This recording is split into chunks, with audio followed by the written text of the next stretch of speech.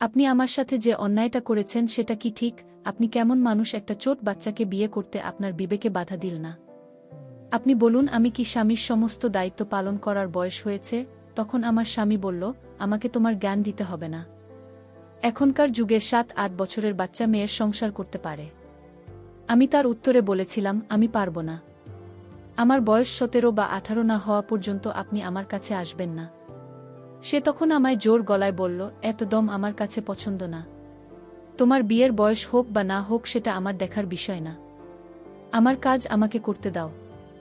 এই কথাটা বলে সে আমাকে একটা ধাক্কা মেরে কাছে ফেলে দিল। তারপর জোর জবরদস্তি করে আমার সাথে সারা রাত। বাকি বিষয়টা গল্পটা শোনাচ্ছি। আমার মা কেমন আছে জিজ্ঞেস করতেন।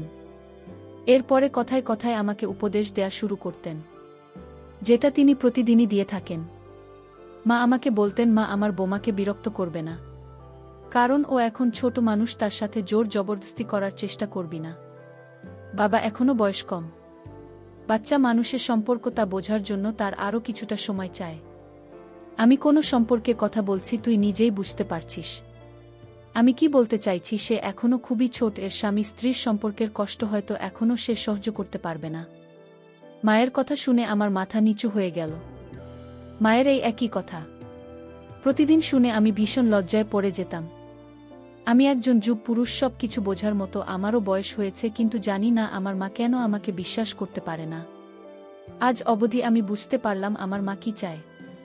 তিনি নিজেই আমার বিয়ে একটা ছোট মেয়ের সাথে করিয়ে দিলেন, আর বিয়ের পর থেকে প্রতিদিন আমার মা আমাকে একই উপদেশ দিয়ে যাচ্ছেন যে নিজের বউয়ের কাছে যাবি না, ওর সাথে কিছু চেষ্টা করবি না, ওকে কিছুটা সময়, আর এখনই তার সাথে ঘনিষ্ঠ হচ্ছে না। এই সম্পর্কে নেভানোর জন্য এখনো খুব ছোট।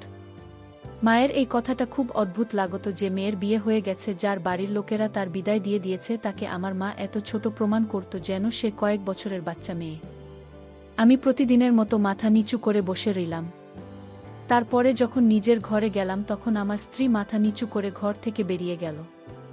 আমি কিছুটা অবাক হতাম। আমি ওর স্বামী, কোনো পরপুরুষ না, কিন্তু ও সবসময় আমাকে দেখে সংকুচিত হয়ে থাকত। যখনই আমি ঘরে ঢুকতাম তখনই ঘর থেকে বেরিয়ে যেত। হ্যাঁ, আমি মানছি ওর বয়স কম, কিন্তু এতটাও না যে ও আমার সাথে বসে দুইটা কথা বলতে পারবে না। আমি তো আর মায়ের কথা ছাড়া কিচ্ছু করব না, সে যাই বলে আমি তা ও মানতে রাজি আছি। কিন্তু ও তো ভুল করেও আমার সাথে কথা বলে না। আমার বউয়ের নাম ইভা মনি, ওর বয়স এখন 12 বছর, আমার বয়স 20। আমি মানছি ওর বয়স কম, কিন্তু আমিও কোনো অশিক্ষিত অসভ্য লোক না যে ওকে কোনো কষ্ট দেব। আমার স্ত্রী হওয়ার পরেও নিজেকে আমার সামনে লুকিয়ে রাখতে এখন আমার মায়ের উপরে রাগ হচ্ছিল। এই সব কিছু আমার মায়ের কারণেই হয়েছে।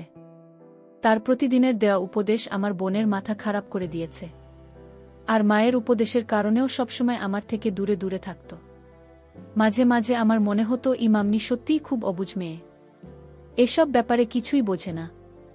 আমি ওকে বিরক্ত করার চেষ্টা করতাম, তবু আমাকে দেখে খুব ঘাবড়ে যেত। রাতে আমরা দুজনে একই ঘরে ঘুমাতাম, আর নিজের বুকে এত কাছে দেখে মাঝে মাঝে রাতের বেলা আমার ঘুম আসত না। কিন্তু মাকে দেওয়া কসমের কারণে আমি কিছু পারতাম না।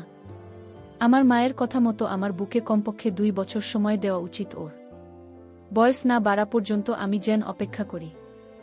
একটা কথা আমি কিছুতেই বুঝতে পারতাম না যে যদি আমি ওর স্বামীর দায়িত্ব পালন না করতে পারি, তাহলে আমার মা ওর সাথে আমার বিয়ে কেন দিয়েছিলেন।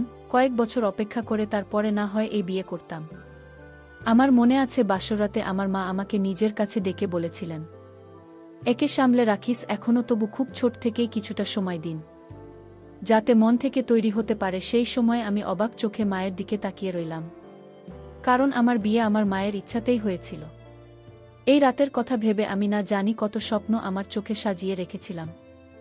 আমার মন উতলা হয়ে উঠেছিল নিজের স্ত্রীকে পাওয়ার জন্য, আর আমার মা আমার সমস্ত স্বপ্ন ভেঙে চুরমার করে দিন। আমার মুখে চিন্তার ছাপ দেখে আমার মা আমাকে বোঝাতে লাগলো যে রাকেশ, চিন্তা করিস না। বেশ কিছুদিনের ব্যাপার, যখন সম্বন্ধে ব্যাপারে বুঝতে শিখবে আর বড় হয়ে যাবে তখন তুমি নিজের বিবাহিত জীবন শুরু করিস। কিন্তু এখন ওর সাথে কোনো কিছু না।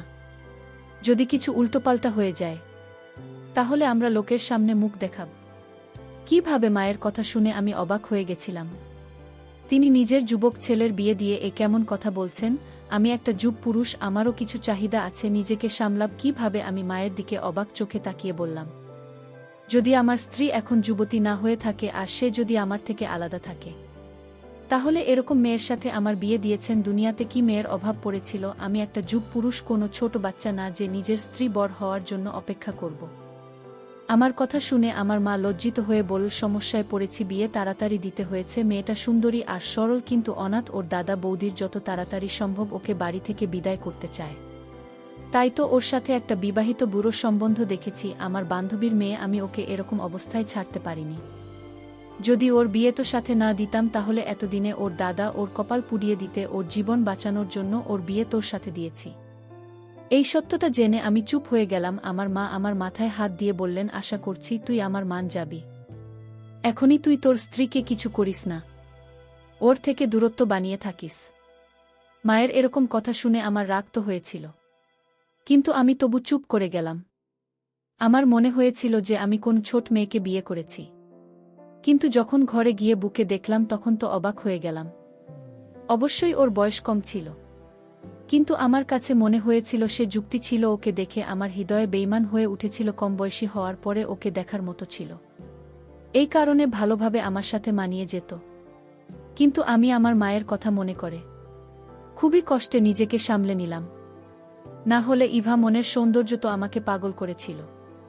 আমি ওর পাশে বসেও খুব ভয় আছে বলে মনে হলো, তাই ওকে বললাম, চিন্তা করো না, আমি তোমার কোনো ক্ষতি করব না, আমাকে ভয় পাওয়ার দরকার নেই।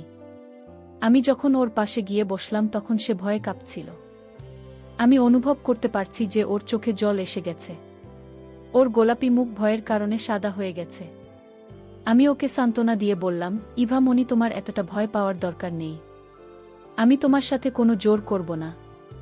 আমি অবাক হয়ে ভাবছিলাম যে ও আমাকে দেখে এতটা ভয় কেন পাচ্ছে। ওর চোখে মুখে ভয় পরিষ্কার বোঝা যাচ্ছিল, যদিও আমি কোনো শব্দিত টাইপের মানুষ না। সবে মাত্র কিছুদিন আগে আমি চাকরি পেয়েছি, আর আমার মা হঠাৎ করে আমার বিয়ে দিয়ে দিলেন। আমি তো এই হঠাৎ বিয়ের কথা শুনে হতভম্ব হয়ে গিয়েছিলাম। আমার ছোট ভাই পড়াশোনা করার জন্য বাহিরে আছে, মা ওর জন্য অপেক্ষা করেন। এই সময় সেখানেও পরীক্ষা আছে, আর এদিকে আমার বিয়ের তোড়জোড় চলছে। আমি আমার ভাইয়ের কাছে ফোন করে ক্ষমা চেয়েছিলাম। তখন ও আমাকে বলেছিল, কোনো ব্যাপার না দাদা, আমি সব জানি, কিন্তু পরীক্ষা আছে বলে আমি আসতে পারছি না। সামনের পুরো মাস আমি খুব ব্যস্ত থাকব। তুমি বিয়ে করে নিজের বিবাহিত জীবন ভালো করো, আমাকে নিয়ে চিন্তা করার কোনো দরকার নেই। ভাইয়ের রাগ না হওয়া আমাকে পুরোদমে অবাক করে দিয়েছিল। আমরা দুই ভাই একে অপরের খুব কাছাকাছি ছিলাম না, কিন্তু আমি আমার ভাই এবং বোনকে খুব ভালোবাসতাম। নিজের বিয়ের সময় ভাইয়ের অনুপস্থিতি আমি অনুভব করতে পারছিলাম, কিন্তু আমার ভাইয়ের তো কোনো ব্যাপারই ছিল না। বিয়ে সুন্দরভাবে হয়ে গেলে আমার কোনো সমস্যা হয়নি, কিন্তু এখন মায়ের ব্যবহার আর বউ আমার থেকে পালিয়ে বেড়ানো। মায়ের সবসময় আমাকে উপদেশ দেওয়া যে নিজের বুকে কোনোমতে কষ্ট দিবি না। কিছুই বুঝতে পারছি না। আমার মা সবসময় বলতো, ইবা মনে এখনো ছোট বাচ্চা, কিছুই বোঝে না, এটা সেটা, কিন্তু এটাও সত্যি যে আমার স্ত্রী কোনো ছোট বাচ্চা না, পুরো যুবতী মেয়ে। ওর সেজেগুজে রেডি হয়ে নিজের বান্ধবীদের সাথে দেখা করতে যেত, তাদের সাথে হেসে হেসে কথা বলতো। শুধু আমার সাথে কথা বলতো না, ব্যাস আমি ওকে মন ভরে দেখতাম। কিন্তু আমার মাথায় সব সময় আমার মায়ের উপদেশ ঘুরতে থাকত। কিছুদিনের মধ্যেই আমার মেজাজ খিটখিটে হতে লাগল। সাধারণ ব্যাপার নিয়ে আমি রাগান্বিত হতাম। আমি একটা যুবক ছেলে, আমার আবেগ আমাকে শান্তিতে থাকতে দিত না। আমার বউ আমার বিছানাতে এক সাইডে শুয়ে থাকত। রাতের পর রাত আমার ঘুম আসত না।